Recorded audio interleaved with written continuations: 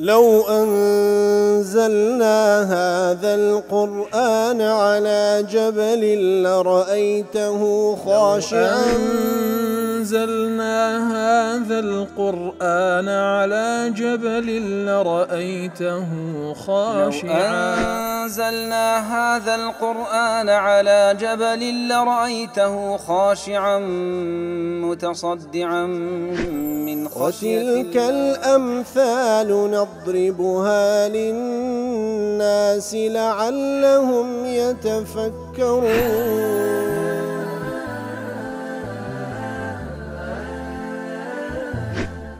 الحمد لله والصلاة والسلام على رسول الله وعلى آله وصحبه ومن والاه. السلام عليكم ورحمة الله. برزان خوش حالم لواني 823 لواني كاين تفسير قرآني بيروز بيم وخزمتان ومن بست رزامن رب العالمين وهي وادان إيوي آزي السودي لول بقرن. أعوذ بالله من الشيطان الرجيم. بسم الله الرحمن الرحيم. واتخذ قوم موسى من بعده من حليهم عجلا جسدا له خوار ألم يروا أنه لا يكلمهم ولا يهديهم سبيلا اتخذوه وكانوا ظالمين. قال خوشويستان الذي رجوا آتانك ورب العالمين باس لا موسى عليه الصلاة والسلام لقال قوم كيدك دفن واتخذ قوم موسى من بعده واتا لدواي اويكوا موسى تسوى ميعاد ميقات رب العالمين لبويكوا توراة وربقري إتر لدواي بابن غيابي ويكوا هارون سرپرشتيان دكاتن عليه الصلاة والسلام اوان سيان كر اتخذوا دفرمي من حليهم عجلا جسدا لو خوار او زيري كوا خوي بيدرا زيندريتوا لزيركيان هاتن بابلين هيكلي قول كيتشان دروس كرد هيكلي قول كيك له خوار كوا دنجيتشي لي ودهات ألم يروا أنه لا يكلمهم ولا يهديهم سبيل آنان دبيني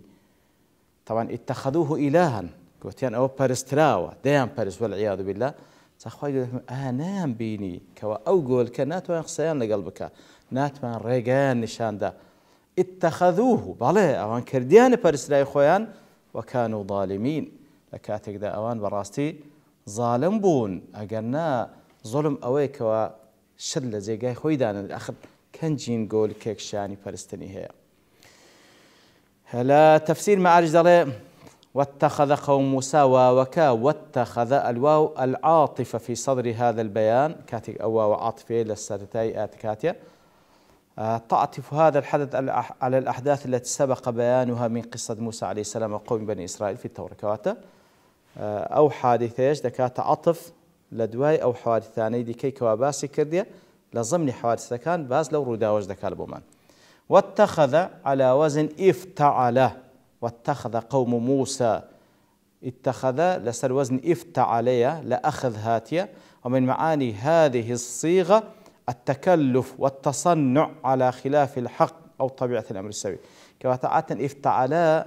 كلا بعمل الصيغي افتعلها واتخذ لأخذها ولا صيغي افتعل ضلي عاتن أو نوع شتيكوا باز ليرة ذكرتن أو فعلك وبو صيغي ديتو بوزن افتعلا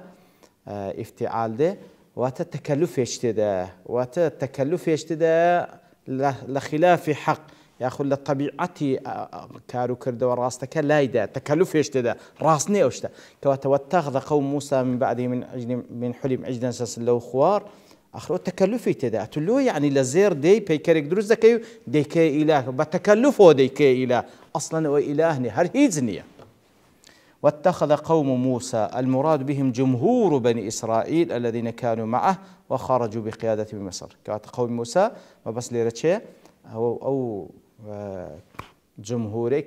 لبني إسرائيل لقل موسى درسون عليه الصلاة والسلام باعتبار إيمانهم بموسى هنا لمصر درسون بلو أرض المقدسة درون من بعده لدوايبي أي من بعد غيابه عنهم لدوايبي كوا موسى عليه الصلاة والسلام غيابي كر لناوي أنما إلى جانب الطور لمناجاة ربه طبعا شيوتسو موسى عليه الصلاة والسلام كوا هارون لزياتي خوي بزيهشت وكسر فرشتكار سو كوا لبو منازات پروردگارو ورگرتني الواحكان كوا توراتي لنسرايا إتر أو مدي كوا تسر روجي كخواي قرباس كلها كان بيشتر طال هذه القيود تفهم من قرائن السياق أو قيودان كوالي رباس ماكر لا بقرينة وبنشاني سياق آتكان ديتن وريدقرين. وليس المراد بقوم موسى عليه السلام جميع أفرادهم. قوم موسى معنوانية هر هميان هاتن أو كاريان كر، إذ كان في من لم يرضى ما اتخذه القوم. إيوان تيدا بكوا رازين أبو بوكاري كوا قوم كديا، وكان في من أنكر عليهم. إيوان نك رازين أبو بلكو إنكاري شكر، واشتد في مخاصمتهم. وكزور تندج بلقاليان كهارون أخيه ووزيري عليه السلام. وكو هارون طبعا وكل سورة طه يقول ما باز كوابت الشويك هولي دا دجاتي أو كاريبكا بلام بجويان نكر. من حليهم أي من مصوغات الذهب. حلي أو زيري كوا زياتر بو الشوي دروز ذكر لبوي كوا أفرد خوي بيبرازين توا بيقوتري حلي التي كانت معهم يتحلون بها كواتا أو زيري كاليان بو بيان بو خوان بيدرازان دو، وهي مصوغات استعاروها من المصريين قبيل ساعة خروجهم ليلا من مصر. بيش أوي دربتسن طبعا أو بتزيد درتسون بيش أوي دربتسن لقبطية كان يا ورقرتبوه باستعارة كواتا لقبطية كان وكو بحساب خطة قدان أبو وريان قرتبو كدواج تسون نانيان داوة كواتا إيوان بو وريان قرتبو باستعارة يتلقى لخوان بردبو كدواتر طبعا بشو درتسون لمصر. عجلا جسدا له خوار لو حلي ولو زيرتسيان درسكر أي وصير المسبوك من ذهب الحلي على صورة عجل ذي جسد مرئي ملموس له صوت يشبه صوت عجول البقر. كواتا طبعا أو زيرا وكو لا تفسير كانت باز ذكا ولا تفصيلات دي كلا صورة طه ولا زي قاعد كخوا يقول باس ذكا لبمان طبعا أوي كوابوك على هستا بتايبتي كسج مناوي سامريبو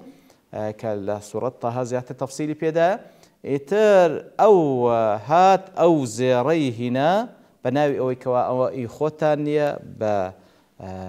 لبرو ينقو بأمانة ورتانجرتي وإستاج نابي لكن تام ببني هات همي كوكر دو بابني سوتان دي كتاوان ديو إنزا لسر هيكلي قولكيك لبوياني ريخست له خوار بشويش واش درس كرو بزيرة كانا بابرين كوني هبو للاي باشي وللاي بيشكاتك كهوا دهات بو كنا داتا رويو لولاي دردسو دنجيشي لي ودردسو بابرين شبيه بو بدنجي بورابوري قولك كوا اعتيادية يتر اوان هانديت كبيسر سامبونو ديقو او خواينقوي والعياذ بالله.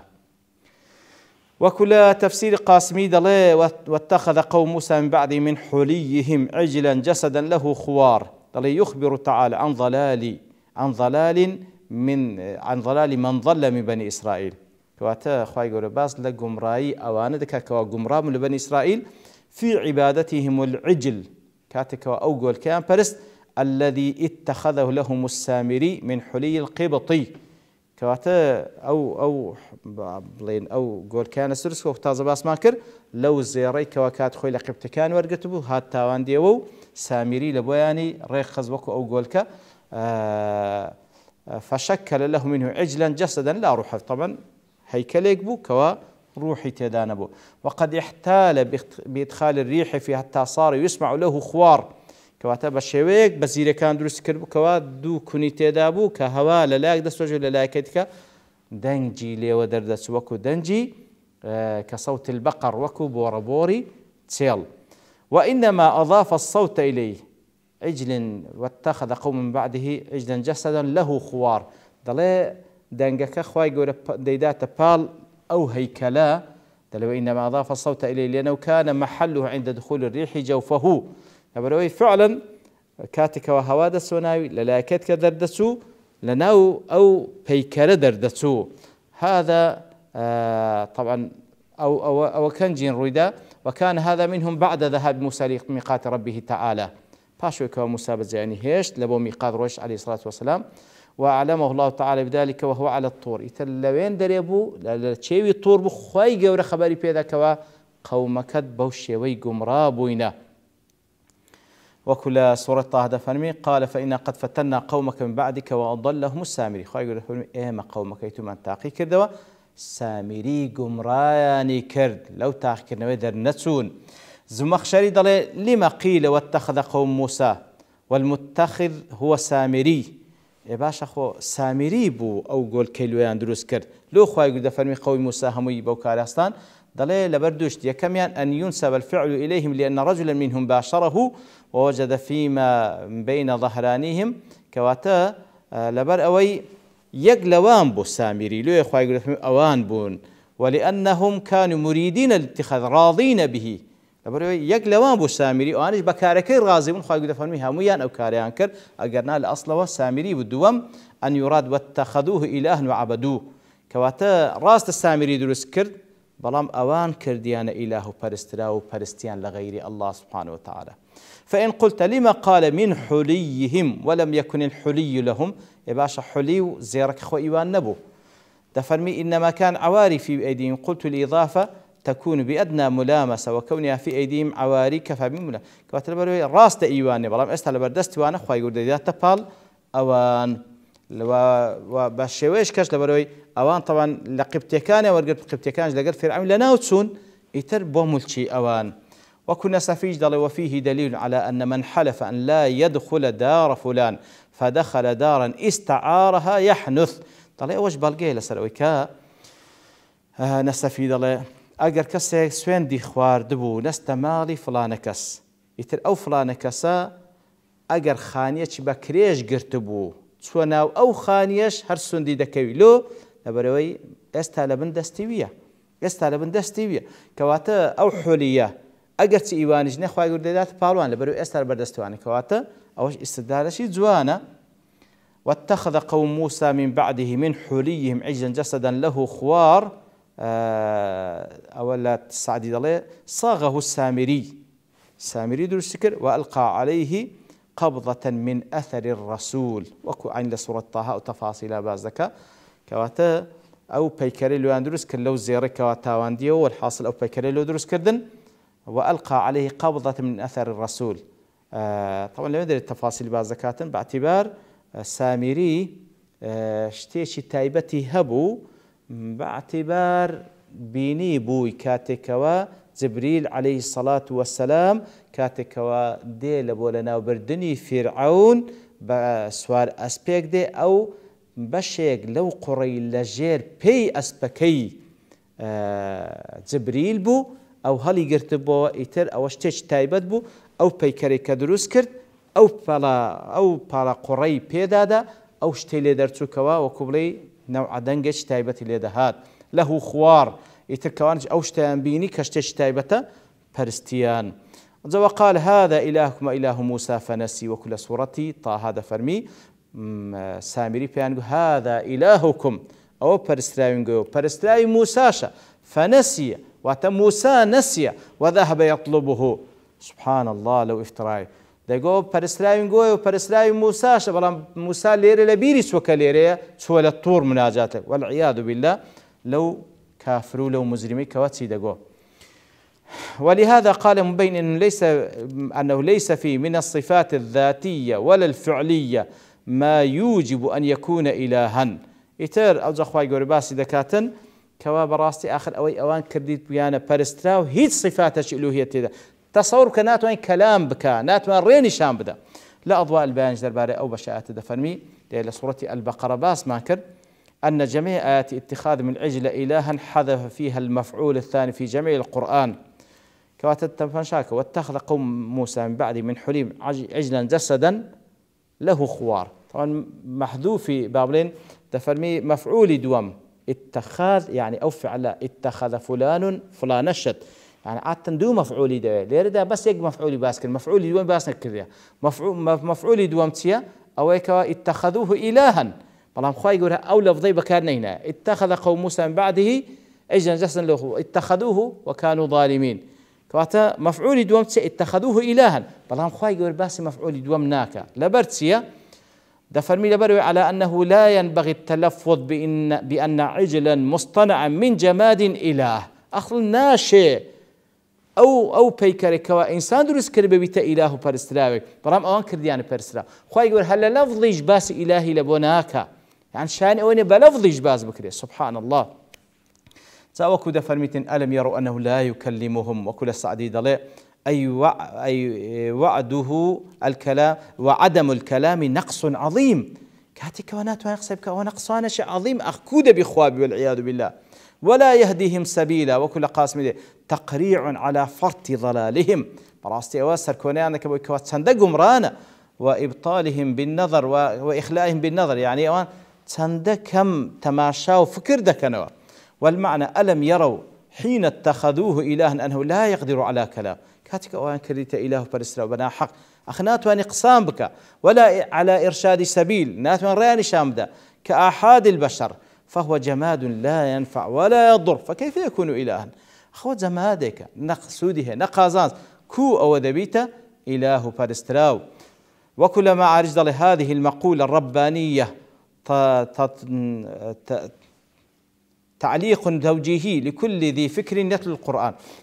كاتك وخوي ألم يروا أنه لا يكلم ولا يهديهم سبيلا، أو التعليق كتوجيه هموك سجدك كوا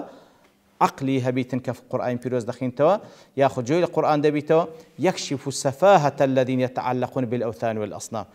براستي يعني دبيت ماي أو كوا أتوبيت بيساود كوا أو كساني كوا بتو صنم ده برستن سندس فيه جمجن يتقربون إليها بما يزعمون أنه يرضي هذه الإله آلهة الوثن فتجلب لهم نفعا كواتا سند جمران أو كساني كوا أو بتو صنمان ده برستن. طبعا وكوا يقول زيجات كيش ده فرميتن أو أنا الوسيدة برستن لبوي كوا باعتبار الأخوان الزبكات والعياذ بالله. إيدي عبادة خوا يقول تبيس بواسطة راسته خو عبادتي بك سبحانه وتعالى. إتر أو كخوا يقول ده فرمي كنقصان دك نريان نشان ده أخو كوشاني برستني هي أو تعليقه كخواي جورهان من دل بيكوا جمجي أو كسان من بيت بيشتاوي كوا أو كارنا رواية ده كان يتديار لا تفسير آتك هاش تشتد ما باس بكم بلام لبرتوا ونكاد دوستين ببشتواني خواي جور لواني دهاتو دينو وخزمتي. وصلى الله وسلم على نبينا محمد وعلى آله وصحبه أجمعين، وآخر دعوانا الحمد لله رب العالمين. لو أنزلنا هذا القرآن على جبل لرأيته خاشعا